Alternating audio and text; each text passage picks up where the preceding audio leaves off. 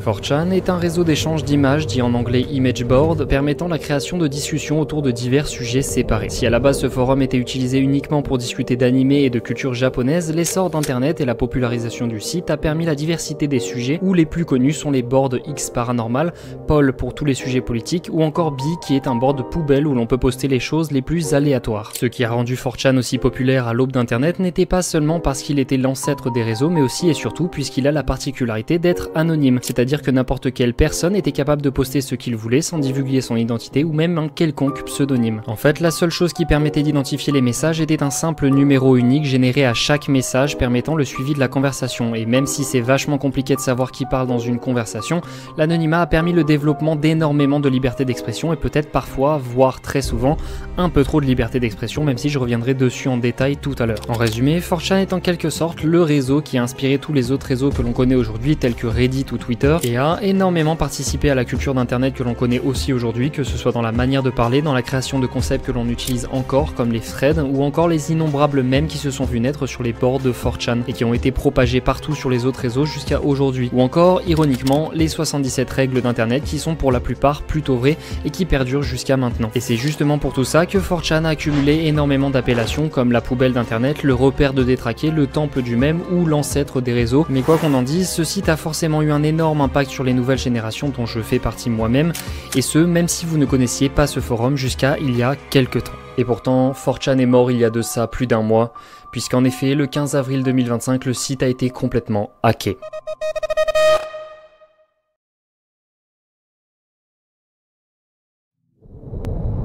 4chan est un réseau d'images anonymes appelé image board puisque sa structure ressemble en quelque sorte à un tableau ou un défilement d'images illustrant les propos de personnes anonymes. Cette structure atypique dénotant des forums de l'époque où il n'y avait fondamentalement que des choses écrites a été calquée sur les sites japonais 2channel et Futaba Channel par son créateur Christopher Poole, autrement appelé Moot sur son propre site afin de créer un équivalent américain. D'ailleurs, Christopher Poole n'essaiera pas de cacher les racines de son site puisque 4chan ressemble trait pour trait à Futaba Channel, que ce soit dans la structure, l'orientation des messages et images et même la page principale sur les différents sujets disponibles sur le site qui est très similaire, sans oublier le nom qui est clairement une référence à 2chan, soit littéralement le nom de domaine de Futaba Channel. Il a juste doublé la mise en fait. Il reprendra donc les mêmes codes et structures en changeant simplement la couleur globale pour du vert, histoire de se rapprocher du trèfle à 4 feuilles qui sera son logo. Et pouf, le 1er octobre 2003, le site de 4chan sera mis en ligne par Christopher Poole pour la toute première fois. En 2012, 4chan dépassera Futaba Channel en termes de trafic et deviendra même le 492e site le plus visité aux États-Unis. En fait, le succès était tel que le site a eu plusieurs fois des problèmes de limite de bande passante atteinte à cause du nombre important de visiteurs. Victime de son succès, ça a carrément failli faire disparaître le site par manque de moyens. Mais en 2012, Christopher Poole, qui se fait appeler Moot sur 4chan, revendique 1 milliard de messages postés sur son site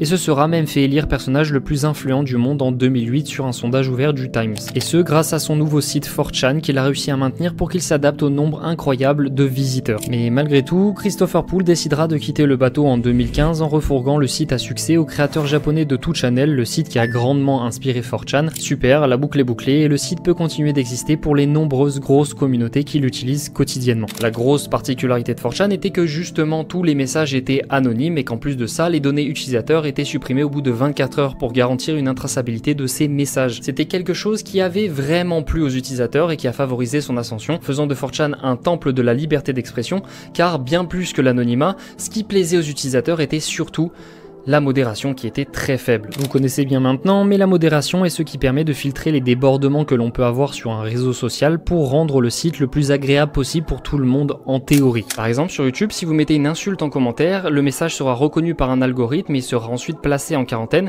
et à partir de là, le message sera complètement invisible aux autres utilisateurs. À partir de là, je peux vérifier si le message est mauvais et ensuite le supprimer, ce que je fais généralement puisque je veux que l'espace commentaire soit quelque chose de bienveillant. Sur Instagram, c'est globalement la même chose. Il y a une IA qui détecte les insultes et demande de modifier les commentaires. Pour les vidéos, c'est un peu plus compliqué, c'est quelque chose qui est souvent sous-traité par des personnes qui regardent tous les contenus vidéo postés et qui décident si c'est quelque chose de safe ou non. C'est notamment le cas sur Facebook et YouTube à ma connaissance. Et si ça vous intéresse, il y a d'ailleurs plusieurs documentaires sur le sujet et vu les horreurs que certains postent, la plupart d'entre eux démissionnent après 3 mois d'activité pour burn-out, donc c'est pas du tout un métier facile. Maintenant, sur 4chan, la particularité, c'est qu'il n'y a absolument aucune modération. Tu peux poster tout et n'importe quoi de manière anonyme sans jamais avoir le doute qu'un modérateur supprime ce que tu as posté.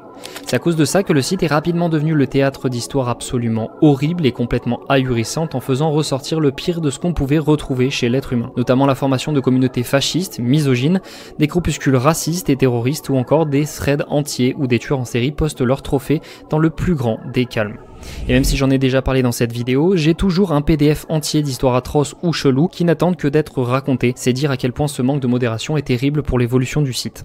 D'autant que plusieurs des communautés parmi les plus opaques d'internet ont aussi vu le jour sur 4chan, comme par exemple les Anonymous, qui à la base ne sont pas du tout un collectif de hackers puisque ce nom découle en fait de l'anonymat des utilisateurs de 4chan. Anonymous, anonyme, ce qui aurait vraiment donné naissance au collectif distinct des Anonymous que l'on connaît maintenant, c'est la campagne contre l'église de la Scientologie qui se serait déroulée en 2008. Pourquoi cette cible? Eh bien parce qu'elle est considérée comme une secte qui agit comme un pur scam avec ses adeptes, puisque tu te retrouves à devoir payer des sommes mirobolantes pour atteindre un grade ou état considéré comme parfait au sein de l'organisation. En somme, une belle pyramide de Ponzi mêlée à un gigantesque scam, quelque chose qui justement en 2008 était aussi gravement remis en question par beaucoup de pays, notamment en Allemagne, aux États-Unis ou en France où c'était carrément considéré comme un crime en bande organisée à juste titre. Au même moment, énormément d'anonymes de 4chan se sont tous mis d'accord et se sont coordonnés pour justement pourrir la vie de cette secte en envoyant des fax débiles, en faisant aussi planter leur site par attaque de déni de service DDoS, et ont même manifesté devant les locaux de la secte en question. Voyant qu'ils avaient du pouvoir grâce à leur anonymat, plusieurs autres campagnes et attaques ont été réalisées par les utilisateurs de 4chan, donnant naissance au Project Chanology, représentant ces actions directement issues de 4chan. Les participants réguliers de ces attaques se renommeront ensuite les Anonymous en référence à leur anonymat pour créer un collectif distinct des simples utilisateurs de 4chan. La suite, vous la connaissez, ils ont décidé d'utiliser ce masque comme un logo pour protéger leur identité dans la vie réelle, et ensuite ils ont utilisé leur intelligence collective pour s'attaquer à des grosses entreprises dans la vie réelle aussi, comme PayPal qui a refusé de travailler avec Wikileaks. Ils ont aussi lutté contre la censure pendant les printemps arabes, ils ont aussi participé à saturer la bande passante des sites gouvernementaux du Québec après avoir passé une loi qui était assez contraignante au niveau des manifestations étudiantes. En gros, ils étaient contre une loi qui était injuste, et ils ont même piraté plus de 40 sites de distribution pédopornographique, comme par exemple Lolita City, en divulguant les informations personnelles des utilisateurs. Récemment, ils ont encore joué un rôle dans l'immobilisation des infrastructures de la Russie avec leurs cyberattaques au début de la guerre en Ukraine que l'on connaît encore aujourd'hui. Alors forcément, un collectif amateur de hackers aussi compétent dans son domaine dont on ne connaît pas exactement la composition ni le nombre fait absolument peur, déjà au public qui ne comprend pas vraiment ce qu'ils faisaient à l'époque, mais surtout qui effraie aussi les gouvernements, les jugeant incontrôlables et qui ont, soyons honnêtes, peur de se voir ciblés un jour pour des choses qu'ils cacheraient, ou du moins qu'ils chercheraient à nous cacher. Surtout quand ils ont appris que le slogan des Anonymous était « Nous sommes une armée qui ajoute du faux poudre », puisque ça indique à chaque fois qu'ils font une action, c'est comme s'ils partaient littéralement en guerre. Parce que globalement, 4chan est connu pour créer des grands collectifs indépendants de personnes anonymes sur internet, comme les Anonymous, mais aussi pour d'autres applications, comme par exemple les collectifs de trolling. Parce que oui, la culture du trolling fait partie intégrante de 4chan, même si j'irai pas jusqu'à dire que c'est né là-dessus, mais en tout cas, ça a donné naissance à plusieurs rassemblements de personnes dédiés à faire chier quelqu'un d'autre juste parce qu'ils en ont envie, même si ça n'apporte rien de bénéfique à personne, le but c'était juste de la faire chier. Et pour ça, j'ai deux exemples assez précis que j'aime plutôt bien. Le premier, c'est le fameux sondage du Times de la personne la plus influente du monde en 2008. Comme je vous l'ai dit, c'est Christopher Poole qui a gagné, le créateur de 4chan, mais s'il a gagné ce sondage en arrivant en tête, c'est surtout grâce à des scripts automatiques, des bots et une mobilisation de pas mal de trolls qui ont juste décidé que ce serait lui parce qu'ils l'ont décidé. Il faut juste savoir que tous les utilisateurs de 4chan de l'époque se sont réunis en une intelligence collective pour décider et voter tous ensemble que ce serait Christopher Poole, la personne la plus influente de 2008. Et les autres n'avaient aucune chance. Ça a tellement foutu en l'air les votes que Moot était à un score de 300% et que les autres s'enfonçaient dans le négatif. Le service informatique du Times a alors décidé d'ajouter un captcha avant les votes pour contrecarrer les scripts automatisés et les bots. Et malheureusement, les deux mots qui constituaient le captcha ont suffi pour casser leur délire. Mais pas leur dévouement, puisque des petits malins ont ensuite essayé de créer un programme qui pouvait décrypter ces deux mots constituant le captcha, malgré la déformation, pour ensuite permettre de « c'était beaucoup trop long ». Ils ont abandonné ça vu que le sondage se terminait bientôt, mais à la place, ils ont constaté que le premier mot était plus facile à lire alors que le deuxième était plus vague, plus déformé on va dire. De ce fait, ils ont décidé de décrypter facilement le premier et de systématiquement compléter avec le mot pénis pour faire deux mots. Ils ont espéré que s'il y avait un nombre assez conséquent de réponses avec le mot pénis, le programme derrière le captcha accepterait automatiquement la réponse en se disant que c'est probablement ça au vu des statistiques. Un peu comme si on l'avait convaincu que c'était la bonne réponse, c'est littéralement du gaslight mais avec un programme. Mais malheureusement, la pénis flow d'attaque ne fonctionnera pas non plus. Et j'en reviens pas du tout d'avoir dit cette phrase. Néanmoins, l'abandon n'est pas un choix dans leur autisme poussé au paroxysme, mais ils ont écrit un PDF entier expliquant le fonctionnement des captcha, un truc vachement intéressant puisqu'on y apprend qu'un captcha est souvent constitué de mots qui n'existent pas, et que ce mot qui n'existe pas est souvent bien plus déformé. Et mieux encore, on aurait juste besoin d'identifier et d'écrire le mot qui existe, et tout simplement le captcha est débloqué. Alors, je sais pas du tout comment on est passé d'une attaque de pénis à une rétro-ingénierie sur la technologie du captcha en si peu de temps, mais Christopher Poole a reçu plus de 150 000 votes suite à ça, faisant effectivement de lui la personne la plus influente de cette année-là. Franchement, bravo à 4chan, on n'a rien pu faire. Le deuxième exemple est d'autant plus fascinant puisque ça a donné lieu à un débordement de la culture d'internet et de 4chan dans la vraie vie. Je parle effectivement du projet de Shia LaBeouf intitulé He Will Not Divide Us, qu'il a créé justement pour s'opposer à la première campagne de Donald Trump à l'époque, et ça consistait en une sorte d'exposition extérieure devant un musée avec une caméra qui filmait Shia interagir avec des personnes et des manifestants du même bord politique. Mais très vite, et vraiment très vite, l'intelligence collective de 4chan a décidé que c'était le moment de troll maintenant Shia comme jamais en se rendant directement sur place pour foutre la merde. Et le truc, c'est que sur internet, le troll est tellement facile parce que le mec d'en face n'a pas de recours contre toi, alors que dans la vraie vie, si tu lâches pas quelqu'un d'une semelle en jouant avec ses couilles, bah tu vas te prendre une patate.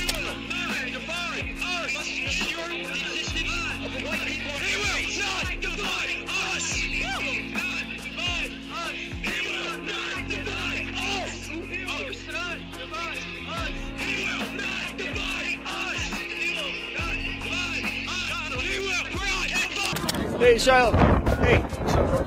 What's up? Bang, bang. Hitler did nothing wrong. Hey.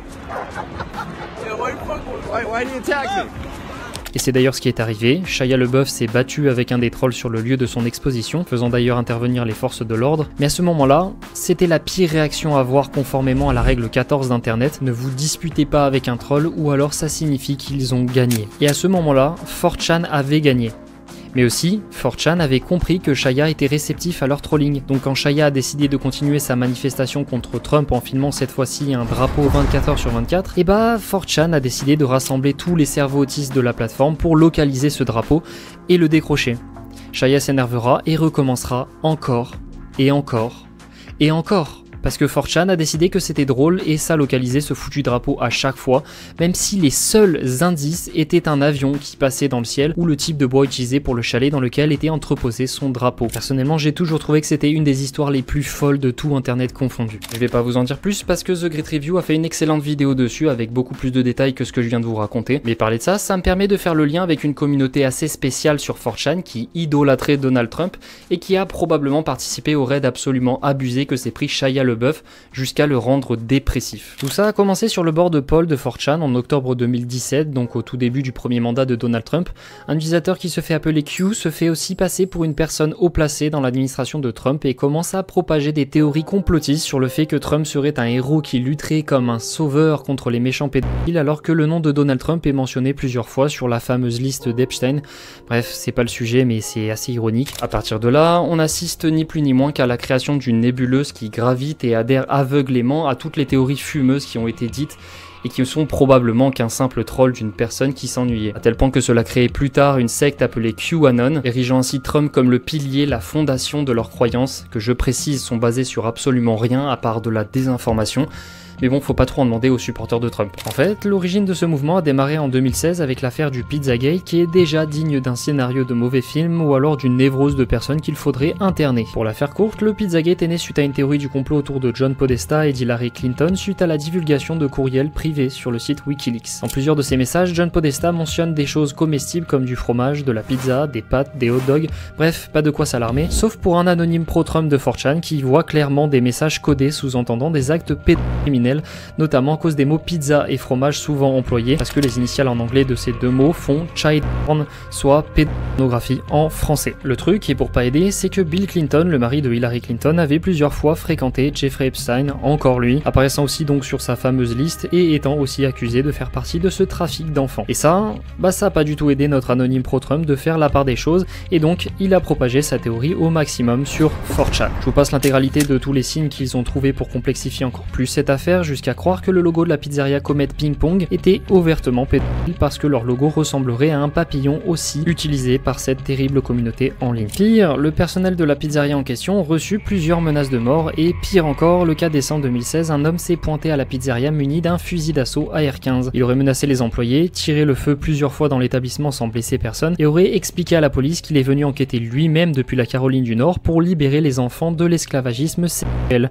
Bref, je crois que vous comprenez le niveau abyssal de la théorie du Pizzagate qui se repose sur très peu de choses, et pourtant ce sont les mêmes personnes qui par la suite vont créer le mouvement QAnon dont je vais vous parler à présent, et qui n'est franchement pas si différent. Le mouvement QAnon affirme que les vedettes d'Hollywood et les méchantes personnalités du parti démocrate qui s'opposent au gentil parti de Trump seraient tout simplement coupables d'abus sur enfants, soit par des actes de pédophilie, ou alors mieux pour juste boire leur sang pour obtenir la jeunesse éternelle. J'en profite aussi pour dire qu'ils sont à l'origine de la théorie comme quoi John Titor, le voyageur temporel, serait aussi Trump pour diverses raisons que j'explique dans cette vidéo là. Et je trouve pour le coup que la théorie est marrante, mais c'est vachement tiré par les cheveux et très dérangeant quand tu vois que eux ils y croient dur comme fer, parce que Trump c'est comme leur prophète, voire carrément un dieu pour eux en fait. Écoutez, ces trous de balle ovales que le mouvement QAnon représente ont même détourné une enquête judiciaire sur la campagne de Trump concernant un soutien frauduleux de la Russie, et ils ont complètement retourné la table en disant que Trump avait feinté une collusion pour mettre en lumière une conspiration pédophile et un coup d'état de Barack Obama et d'Hillary Clinton, qui je le rappelle sont les opposants de Donald Trump. Ils ont tellement de la merde dans les yeux qu'ils retournent tous ses faits et gestes pour tirer des conclusions à son avantage en fait. Je vous passe le palmarès entier de QAnon parce que ça pourrait faire une vidéo entière pour passer directement à leur fin. En 2019, le FBI appelle à surveiller cette secte en ligne puisqu'ils sont considérés comme une menace de terrorisme intérieur potentiel, et ça a pas loupé puisque les supporters ainsi que QAnon ont appelé sincèrement Donald Trump à passer la loi martiale à la fin de son mandat, et ont aussi réalisé plusieurs tentatives pour renverser les élections américaines de 2020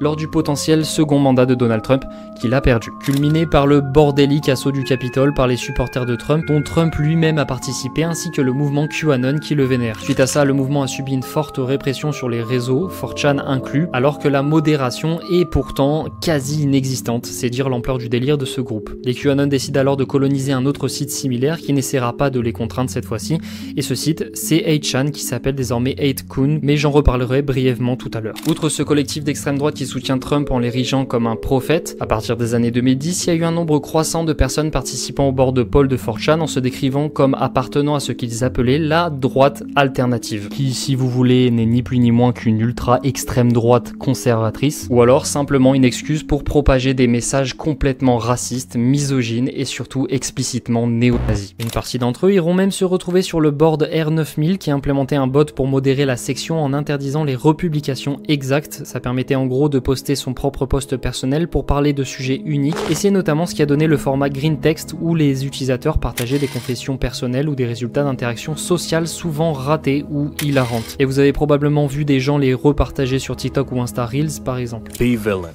Designing labyrinth to house my treasure/secret weapon. Fill it with traps and hire mercenaries to guard it. Install wheelchair ramps next to staircases because I want to make it accessible for disabled adventurers. Le format des Green Text aura vu émerger énormément d'histoires trop drôles à tel point que Reddit a même un sub dédié à la merde que les anonymes de 4chan balancent sur leur site et notamment sur le board R9000. Il y a beaucoup de choses drôles certes, mais aussi des trucs chaleureux comme par exemple l'histoire du gars qui donne 50% de pourboire à un employé de kebab mal payé et en retour lui donnera du rab et créera un lien avec lui aussi simple soit-il, et cette simple relation lui permet de sauver des journées bien moroses en concluant par dire que le kebab rend heureux. Comme quoi, soyez gentils, hein, tout le monde y gagne. Mais le green text le plus connu est celui d'un ado suicidaire qui pensait en finir avant que son père ne le remarque et suppose que c'était dû à un manque d'attention de leur part. Alors son père l'emmènera au planétarium tous les week-ends en s'endormant de fatigue à cause de son travail éreintant, mais ce simple geste aura su le sauver parce qu'il aura passé du temps tous les week-ends avec son père. Et ça, franchement, c'est trop beau. Sauf que le board R9000 est aussi un des boards où j'ai lu les choses les plus atroces que j'aimerais oublier de ma vie. Parce que le truc, c'est que le board R9000 a été le lieu de rassemblement favori de la communauté incel. Un incel, c'est grosso modo une personne misogyne justement parce qu'il n'a aucun succès avec les femmes et qui du coup rejette entièrement la faute sur ces dernières et non sur eux-mêmes puisqu'ils sont incapables de se remettre en question. Et c'est aussi eux qui sont à l'origine du mouvement Rébellion Bêta ou Soulèvement Bêta qui donnera par la suite naissance à plusieurs mouvements misogynes et notamment masculinistes que l'on connaît encore aujourd'hui avec notamment le fameux Andrew Tate. Et si vous voulez, en France, notre équivalent c'est le forum 1825 de jeuxvideo.com qui abrite pas mal de détraqués, même si ça reste à moindre échelle. Basically, I've had about all that I can take of R9K, okay? Every single thing that I see post, everyone's like, oh, hey, they meant so much, oh, I hate him, oh, I fucking hate him. Oh, he's got a car, oh, he's not a virgin, oh. Now we're even. No, I'm not going to your fucking shithole board anymore. You can have your fucking circle jerks. I don't give a fuck anymore. Fuck it, I don't give a shit. Le truc, c'est que ce faux mouvement de soulèvement bêta a participé à la création de monstres en puissance, dont certains qui sont carrément passés à l'acte avec comme prétexte de se venger des femmes qui leur montrent que peu ou pas d'intérêt. En 2014, le premier s'appelle Elliot Rodger qui a commis 7 meurtres en série à Isla Vista ainsi que 14 blessés à l'aide d'une arme à feu, d'une arme blanche et d'une voiture bélier. Il aurait posté avant son attaque une vidéo YouTube dans laquelle il présente son projet de meurtre de masse et ses motivations. About how sad and unfair my life has been. All because girls haven't been attracted to me. Well, this is my last video. It all has to come to this. Tomorrow is the day of retribution. The day in which I will have my revenge against humanity. All you girls who rejected me and looked down upon me and, you know, treated me like scum while you gave yourselves to other men. Your guy thinks somebody else is on the line. Okay. I don't know what just happened. Okay. Were you injured? Were you injured? Okay, where are you? Somebody else's. We're at Ivy Deli in Isle Vista. Okay, you're at Ivy Deli and somebody shot? Yeah. Okay. En plus de tout ça, le fait qu'Elliot Rodger fut un youtubeur actif en partageant son ressenti avec des propos dangereux a conduit pas mal d'autres incels à se projeter, à se voir dans ce qu'il vivait lui, et étant donné qu'il utilisait aussi 4chan, cela a conduit au partage direct avec d'autres personnes. Un partage direct qui aura servi à glorifier le massacre qu'il a commis, érigé comme un symbole du soulèvement bêta. Et c'est triste à dire, mais c'était sûr. Et par la suite, un manifeste a été publié publiquement dans lequel il décrit ce qu'il ressentait à ses proches vis-à-vis des femmes et de ses relations. Un courriel écrit juste avant l'affreux incident d'Isla Vista où il a évidemment décidé de s'acharner exclusivement, vous l'aurez dans le mille, sur des femmes. Son courriel a été publié sur internet et c'est globalement ce qui a fait de lui l'incel originel. Il aurait même discuté sur 4chan à plusieurs autres personnes de son projet et notamment à Alec Minassian qui lui sera plus tard l'auteur de l'attaque à la voiture bélier de Toronto, faisant plusieurs dizaines de morts et blessés en revendiquant bien son appartenance au groupe incel de 4chan en y publiant un message la veille de son attaque. Il avait écrit vouloir tuer un maximum de Stacy et de Chad qui sont des surnoms caricaturaux pour désigner les femmes et les hommes attractifs et il sera arrêté sur le fait accompli et condamné à prison à vie avec possibilité de conditionnel au bout de 25 ans. Je sais pas comment c'est possible en ayant tué 10 personnes avec comme motif le féminicide, mais loin d'être le seul, puisque plusieurs autres crimes au nom de l'idéologie incel et misogyne ont été perpétrés pour reprendre les actes d'Elliot Rodger. Et le 7 décembre 2017, William Atchison, 21 ans, a réalisé une fusillade dans un lycée au Nouveau-Mexique, faisant 2 morts. Et devinez quoi, il avait pour habitude de se faire carrément appeler Elliot Rodger sur 4chan et autres réseaux, en glorifiant son personnage et en se vantant d'être le gentleman suprême. Pareillement, Nicolas Cruz réalisera lui aussi sa fusillade à Parkland en Floride en début 2018 alors qu'il avait rendu hommage à Elliot Rodger la veille en disant qu'il ne sera jamais oublié. Et fin 2018, c'est au tour de Scott Bayerl, 40 ans, qui s'est incrusté dans un club de yoga à Tallahassee en Floride pour tuer 2 femmes avec une arme à feu. Il s'identifiait là encore comme faisant partie de la communauté incel en exprimant une haine profonde envers les femmes ainsi qu'une sympathie envers celui qui a démarré tout ça, Elliot Rodger. Ça aurait pu être un cas isolé, mais là je suis désolé, ça commence à faire beaucoup. Surtout que les actes ne se limitaient pas à des tueries de masse, mais aussi un cercle vicieux cultivateur de haine, les poussant même à croire que la misogynie et la frustration qu'ils ressentent sont des idéologies alors que ce ne sont que de la haine pure et simple. En fait, le problème est beaucoup plus profond que ça se réunit entre personnes qui vivent la même frustration et qui ne voient que ça sur des sites exclusifs aux incels comme le le subreddit Braincells, 4chan avec son border 9000 ou encore le site Incels.me qui était spécialisé pour ça. Ça insulte les femmes, ça les objectifie jusqu'à dire qu'un est nécessaire pour enfin se satisfaire, et même leur humour devient que pure haine en se moquant par exemple d'une mannequin qui a subi une attaque à l'acide simplement parce que c'est une femme. En gros, le problème sous-jacent c'est que ces hommes sont profondément malheureux et insatisfaits de leur vie, et au lieu de changer ça, ils ont volontairement décidé de se réunir entre insatisfaits en cultivant en cercle la frustration et leur déni d'être en droit de le faire. C'est juste terrible de faire payer des inconnus qui n'ont rien à voir juste à cause de son vide intérieur, et je pense que certains, dont ceux que j'ai mentionnés, arrivent à un stade où ils n'y pensent même plus. De nos jours, et un peu comme QAnon, cette communauté incel a déménagé elle aussi sur les autres réseaux à cause de la répression que ce groupe de détraqués a naturellement reçu après ces attaques et autres divers problèmes qui ont glorifié le personnage qui a tué beaucoup de personnes. Ils ont été globalement virés de 4chan ainsi que de Reddit qui a littéralement banni le subreddit correspondant aux incels, et de ce fait ils se sont réfugiés aussi sur 8chan qui se trouve être l'alternative de 4chan ultra libertaire. D'ailleurs ça se prononcerait plutôt Infinite-chan parce que 8chan ressemble beaucoup à 8chan, donc au canal de la haine, sauf que pour le coup, c'est littéralement la définition même du canal de la haine puisque tous les groupes qui se sont fait bannir de 4chan s'y sont réfugiés. C'est globalement un temple du fascisme avec QAnon, du racisme, de l'homophobie et de la transphobie, et le tout couronné en utilisant des iconographies bibliques, nazis et djihadistes, donc ça fait un melting pot assez sympa si vous voulez mon avis. Mais en même temps, faut dire que 8chan a récupéré que des gens qui ont été bannis d'un site qui à la base n'est pas modéré, donc il faut vraiment être extrême pour que ça arrive quoi. En 2015, 8chan a été retiré des résultats de recherche de Google en raison de la diffusion de matériel représentant des abus sexuels commis sur des enfants, ainsi que pour la diffusion de manifestes de divers tueurs de masse d'extrême droite. On peut dire que les utilisateurs sont à la hauteur de nos espérances pour le coup. Pas étonnant quand on sait qu'un des administrateurs de 8chan, Ron Watkins, était suspecté d'être Q, c'est-à-dire le personnage qui a engendré par la suite le mouvement QAnon, ou alors si ce n'est pas lui, il se fait carrément passer pour lui sur 8chan afin de proliférer ses idées d'extrême droite et assurer donc la pérennisation du mouvement QAnon. D'ailleurs, fait assez cocasse pour être remarqué, mais lui et son père, Jim Watkins, propriétaire de 8chan, sont tous les deux impliqués dans la diffusion d'images pédopornographiques sur leur site.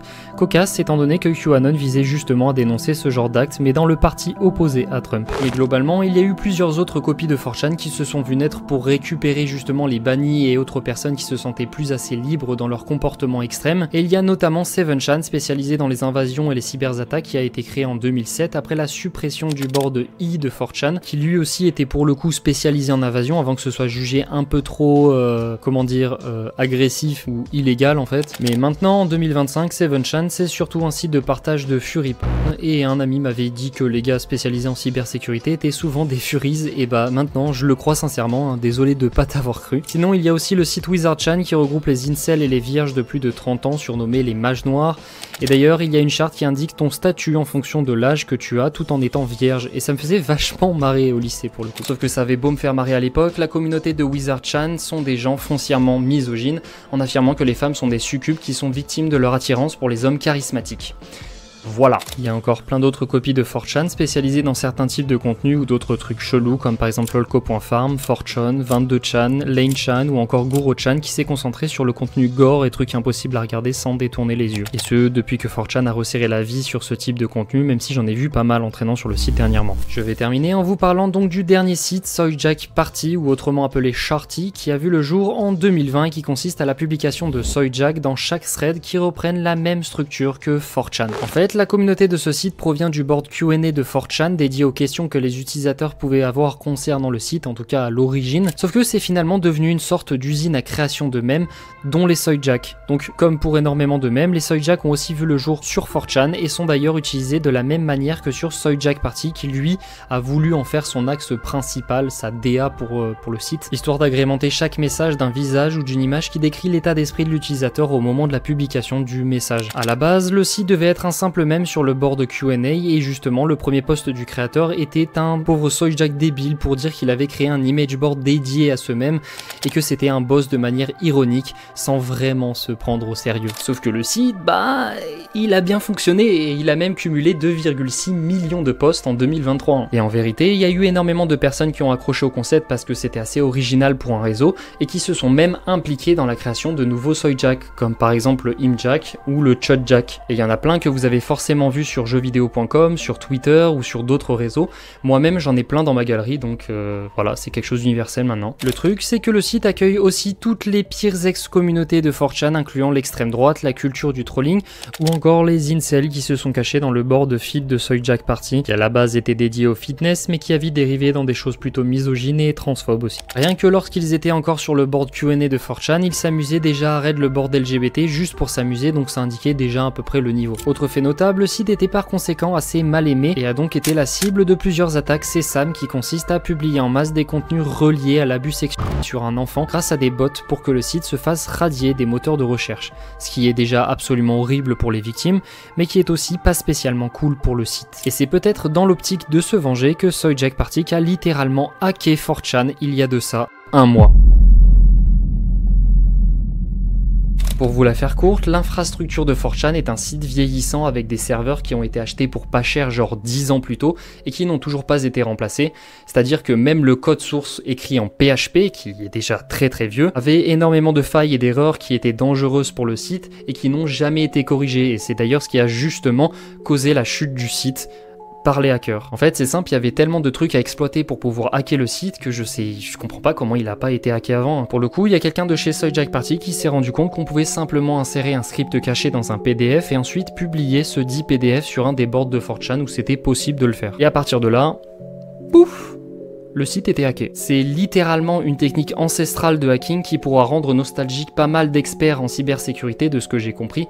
Bref, ça indique l'état de vieillesse du site. Le résultat de cette attaque, c'est la récupération de l'intégralité des adresses mail et des mots de passe du staff et des modérateurs de 4chan avec pas mal de données personnelles qui ont tout simplement fuité. D'ailleurs, on a carrément un hacker qui ouvre le forum Q&A et qui fuite littéralement toutes les adresses mail des admins avec une phrase que je ne vais pas traduire ici parce que sinon je vais me faire démonétiser. Et en plus, il le fait avec le compte du propriétaire du site, c'est-à-dire Hiroyuki, celui qui a racheté 4chan à Christopher Poole. Et il s'arrêtera pas à ce simple message puisqu'il continuera de poster avec le compte d'Hiroyuki en disant qu'il possède littéralement 4chan, tout en postant des captures d'écran des différentes datas du site et allant même jusqu'à poster la photo de certains admins et des janitors. C'est vraiment un braquage complet. Mais ce qui a mis un gros coup à 4chan, c'est aussi que l'intégralité du code source est désormais publique, puisqu'il a été lui aussi récupéré et fuité sur internet par les hackers. Les auteurs de l'attaque ont évidemment fait du chantage à partir des données récupérées et le site a été clôturé le même jour, le 15 avril 2025. Ensuite, 4chan est revenu d'entre les morts le 29 avril 2025, soit 2 semaines après l'attaque, avec la volonté de ne pas abandonner et de répondre à l'appel des communautés toujours bien installées sur le site,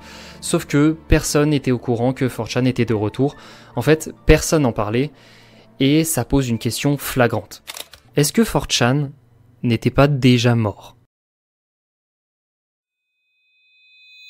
En réalité, 4chan subissait déjà une pente descendante remarquable en termes de trafic et les communautés étaient bien moins actives qu'avant, même s'ils continuaient de poster chaque jour un petit peu. Pour s'en rendre compte, il y a un indice simple qui permet de savoir si un réseau social est en train de mourir, c'est l'omniprésence de contenu pornographique. C'est simple, les ancêtres de 4chan, 2channel et Futaba se sont remplis de contenu porno à mesure que le trafic se réduisit, et pour 7chan c'est la même chose, la coordination de cyberattaques a lentement laissé place à du porno Fury et d'autres trucs en tout genre. Et récemment, il suffisait de faire un tour de quelques minutes sur 4chan et notamment sur les boards les plus visités comme Bi ou Paul pour voir que le porno était omniprésent. En fait, si un board était not safe for work, c'est même pas la peine d'y aller tellement il y avait du cul. Rien que pour faire la vidéo, j'ai galéré parce qu'il y avait toujours au moins 2 images de gens à Walp sur ton écran, peu importe le temps que tu passais à scroller, c'était vraiment une perte de temps. Alors bon, outre ça, les boards plus spécialisés continuaient de tourner normalement, mais on n'est plus vraiment à la hauteur du trafic de Reddit par exemple. Ce qui faisait qu'en réalité, l'attaque revendiquée par Soyjack Party n'était simplement qu'un coup de grâce pour achever le mythe légendaire de la poubelle du web. Et en soi, j'ai volontairement parlé du pire de ce qu'on pouvait trouver sur 4chan de manière générale sans aborder des cas précis comme le harcèlement de Jesse Slaughter, et moult fusillades ou encore la chronologie de Chris Chan que je laisse pour d'autres vidéos. Cependant, on voit trop souvent le monde diaboliser cette plateforme au possible à cause des boards comme Paul, Bi, R9000 ou anciennement Q&A qui s'est vu supprimé à cause des usines à mèmes et des raids, alors que 4chan a fait énormément de bien à beaucoup de gens qui se sont fait des amis sur les différents autres boards, permettant pour la première fois sur internet de discuter librement et anonymement sur des sujets de niche avec d'autres passionnés. Et il faut même dire que 4chan a instauré la base de la culture d'internet avec les nombreux mèmes qui sont sortis aussi des différentes usines sur ses boards comme les Soy Jack ou notamment Pepe the Frog et l'église du Quai qui était la représentation fictive de l'humour, du trolling, un mème qui a traversé les âges en passant par des âges sombres aussi puisqu'il a été un des symboles des suprémacistes blancs à un moment, mais qui au final est juste une représentation de ce qu'est internet de nos jours avec des animations de zinzin que je pourrais mater en continu tellement ça me rend nostalgique. Il y a aussi les nombreux termes de 4chan que l'on utilise malgré nous qui ont dérivé vers d'autres termes actuels et ce encore aujourd'hui. On s'en rend pas compte mais tout est pompé sur 4chan, rien que les mots brainrot, chad, incel, femcel. Puis aussi l'aspect social de 4chan qui a permis de faire énormément d'expériences avec la possibilité de rassembler des anonymes pour créer des grands groupes indépendants qui se coordonnent pour faire des grandes choses ou des choses atroces. Il y a même pas mal de papiers qui ont été rédigés pour décrire les coordinations ou la formation de diverses communautés. C'est vachement intéressant et j'en ai utilisé quelques-uns pour faire la vidéo justement. 4chan a beaucoup trop de lore et la preuve on en parle encore aujourd'hui alors que son âge d'or est terminé. 4chan était le tourbillon d'internet, un tourbillon qui a créé le concept aussi des creepypasta, vous savez là le truc qui a genre créé toutes les communautés horreur sur internet à commencer par ma chaîne YouTube, comme avec le Slenderman, les Backrooms que vous connaissez bien et même le monument qu'est la SCP Foundation avec laquelle j'ai grandi et dont je ne me lasse jamais de lire certaines pages au pif encore aujourd'hui. En quelque sorte 4chan a créé ma passion pour cette horreur particulier connectée au web et c'est probablement le cas pour Feldup, pour Diomed et pour beaucoup d'autres créateurs que vous suivez actuellement, même indirectement. En parallèle de tout ça, le site a vu naître pas mal d'histoires vachement marrantes à l'instar de celle de Shia LaBeouf ou encore d'autres événements qui ont marqué le monde comme par exemple une découverte révolutionnaire en mathématiques sur les super permutations alors que deux anonymes cherchaient comment compter l'intégralité des ordres de visionnage de l'anime La Mélancolie d'Haruhi Suzumiya et je déconne même pas, c'est une avancée de fou furieux qu'ils ont pondu par sérendipité. Il y a aussi eu beaucoup d'histoires touchantes à la manière du Find Dancing Man qui mobilisait tout le monde sur 4chan et Twitter en 2015 pour retrouver un homme obèse qui dansait dont tout le monde se moquait voire harcelait à la base. L'homme a été retrouvé, il a reçu une fête dansante en son honneur où il dansera avec 1527 femmes sans complexe pour lui montrer qu'il n'avait pas à avoir honte, bien au contraire. Au final, il y a quand même eu du bon sur 4chan, comme du vraiment moins bon, voire même parmi le pire de ce que l'on peut trouver sur internet. Cependant, on peut considérer que maintenant 4chan est mort et désuet, mais que son héritage perdure à travers internet ainsi que par les multitudes de réseaux qui continuent de graviter autour et de s'en inspirer afin d'éviter les erreurs commises par ce dernier ou simplement pour reproduire sa structure comme Reddit ou pour une liberté d'expression quasi complète en théorie comme ce vers quoi tend Twitter actuellement. Même si j'avoue il y a pas mal de controverses quant au fascisme d'Elon Musk qui s'amuse à bannir les meufs qui ne veulent pas répondre à ses avances, tel le gros loser de milliardaire qu'il est, mais bon, ça c'est carrément une autre histoire. Au final, la mort de 4chan n'est pas quelque chose de mauvais puisqu'on disperse les mauvaises graines du site, mais ce n'est pas non plus quelque chose de bien puisque ces mauvaises graines se réuniront ailleurs pour pousser tranquillement au détriment de tout ce qui faisait de 4chan le monument qu'il est aujourd'hui. Donc pour conclure cette vidéo en bonne et due forme, oui, on peut considérer que 4chan est mort, et même s'il est mort, d'après la règle 42 d'internet, rien n'est sacré, alors chiez bien sur ce site de merde.